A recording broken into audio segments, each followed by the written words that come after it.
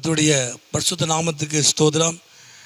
இன்றைய தினத்துக்கான தேவனுடைய வார்த்தையானது 130ஆம் சங்கீதத்திலே அந்த 6வது வசனத்தை நான் பார்க்கும் பொழுது, எப்பொழுது விடியும் என்று விடியற் காலத்திற்கு காத்திருக்கிற ஜாமக்காரரை பார்க்கிலும் அதிகமாய் என் ஆத்துமா ஆண்டவருக்காக காத்திருக்கிறது என்று சொல்லி வேதத்திலே வாசிக்கிறோம்.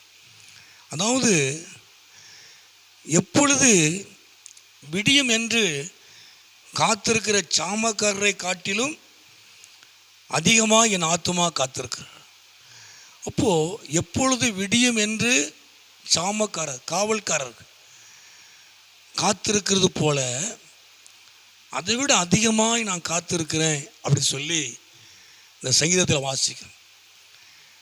என் வாழ்க்கையிலே ஒரு விடிவு காலம் வரணும். இருண்டு இருக்கிற என் வாழ்க்கையில் ஒரு வெளிச்சம் உண்டாகும். நான் அதுக்காய் காத்திருக்கிறேன். என் வாழ்க்கையில் எப்பொழுது விடிவு காலம் வரும், என் வாழ்க்கையில் எப்பொழுது எனக்கு நல்ல காலம் வரும், என் வாழ்க்கையில் எப்பொழுது நல்லது நடக்கும், என் வாழ்க்கையில் எப்பொழுது வெளிச்சம் உண்டாகும், ஒரு எதிர்பார்ப்போடு காத்திருக்கிற ஒரு காரியம். ஜாமக்காரரை காட்டிலும் அதிகமாக என் ஆத்துமா காத்திருக்கிறது, என் தேவனுக்காய் காத்திருக்கிறது. காரணம் என்ன அப்படின்னா, தேவன் ஒருவர் தான் நம்முடைய வாழ்க்கையில் ஒரு பெரிய காரியத்தை செய்ய முடியும்.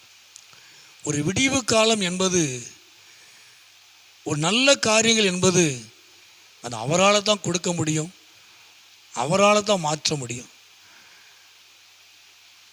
ஒரு வெளிச்சம் என்பது அவரால் தான் கொடுக்க முடியும். ஆண்டவர் தாமே இந்த நாட்களிலே ஜாமக்காரரை பார்க்கிலும் நீங்கள் அதிகமாய் நீங்கள் தேவனுக்காய் காத்திருக்கலாம்.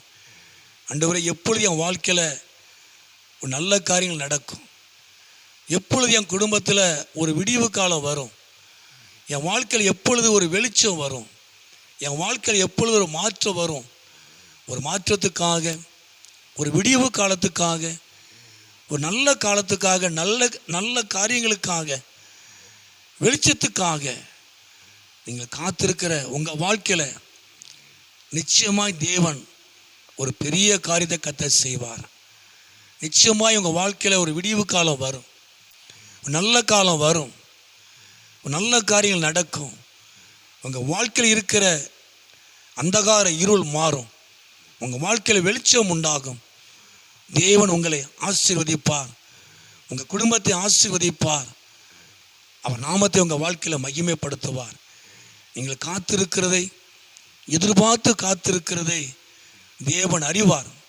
அவர் பெரிய காரியத்தை கர்த்தர் செய்வார். அவர் உங்களை ஆசீர்வதிப்பார். ஜெபம் பண்ணுவோமா? எங்களை அதிகமாக நேசிக்க நல்ல பிதாவே, அருமையான ஆண்டவரே, இந்த நேரத்துக்காக ஸ்தோத்திரம். இந்த சத்தத்தை கேட்டுக்கொண்டிருக்கிற ஒவ்வொரு பிள்ளைகளையும், குடும்பங்களையும் கர்த்தர் ஆசீர்வதித்து உங்களுடைய நாமத்தை மகிமைப்படுத்தும். நீர் மகிமையான காரியங்களை செய்யும். இயேசுவின் நாமத்தில் ஜெபிக்கிற நல்ல பிதாவே, ஆமேன், ஆமேன்.